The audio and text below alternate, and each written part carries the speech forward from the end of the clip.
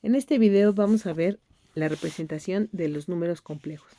Bueno, los números complejos vamos a ver que tienen distintas representaciones. Hasta ahorita hemos trabajado con la representación canónica o la representación cartesiana que le llaman, porque como les expliqué en los videos anteriores, se puede graficar un número complejo en un plano que se llama diagrama de Argand o plano complejo.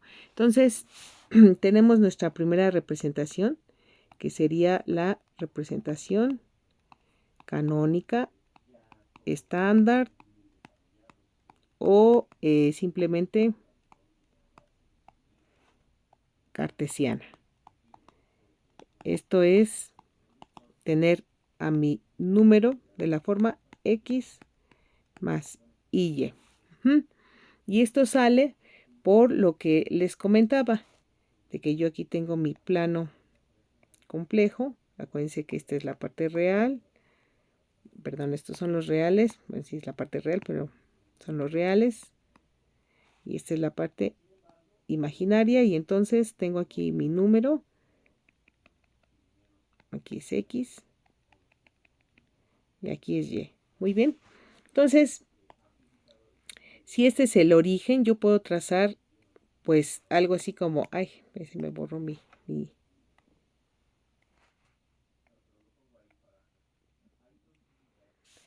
puedo trazar una línea que va del origen aquí al vector.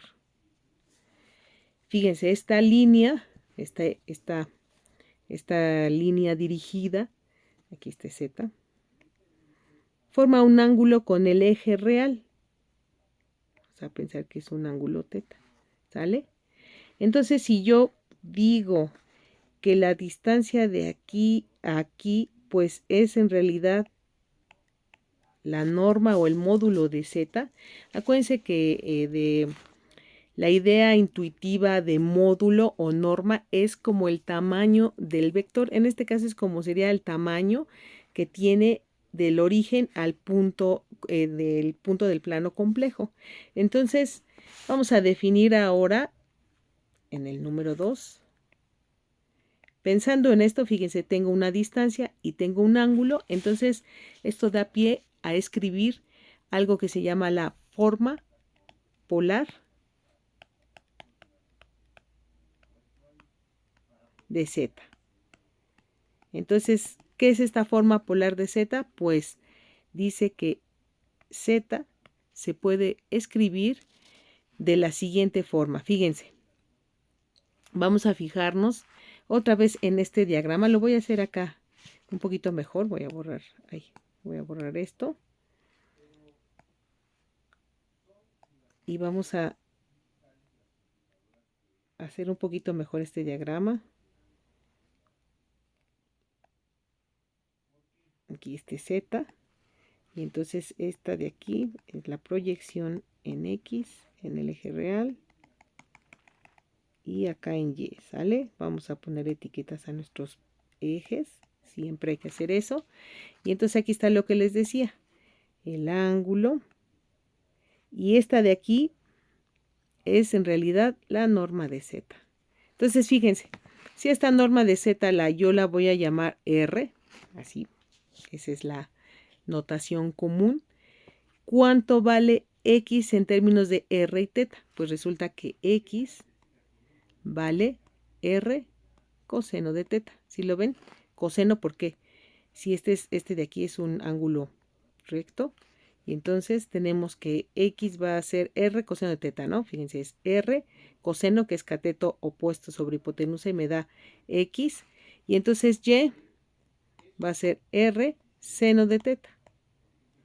Y entonces, si yo sustituyo X y Y en mi forma de vamos a ponerlo, Z va a ser X ahora es R coseno de teta, más Y veces Y, pero Y es ahora R seno de teta. Si yo factorizo a la R, entonces me queda simplemente R coseno de teta más Y seno de teta. Y esta de aquí es la forma polar. Muy bien. Y a veces este de aquí lo escriben como cis de teta. Muy bien.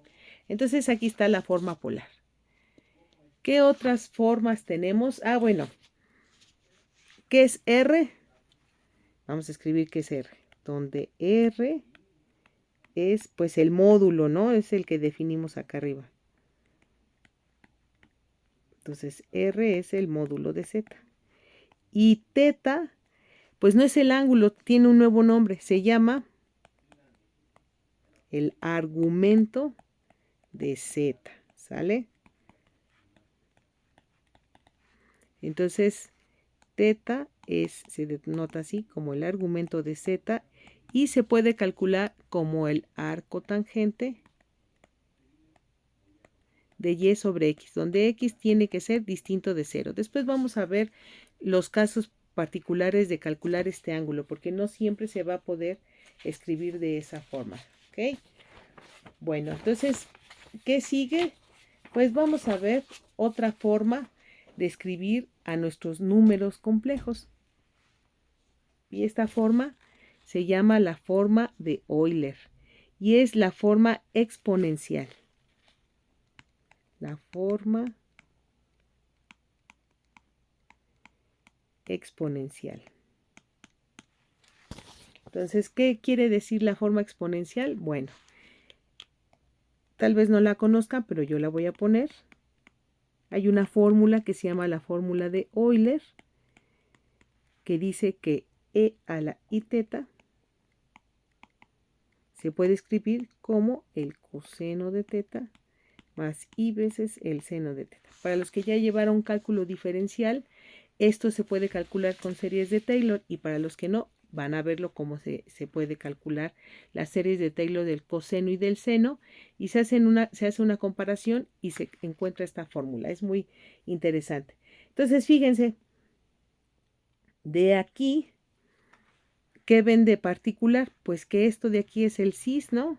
Es este de acá. Entonces, simplemente Z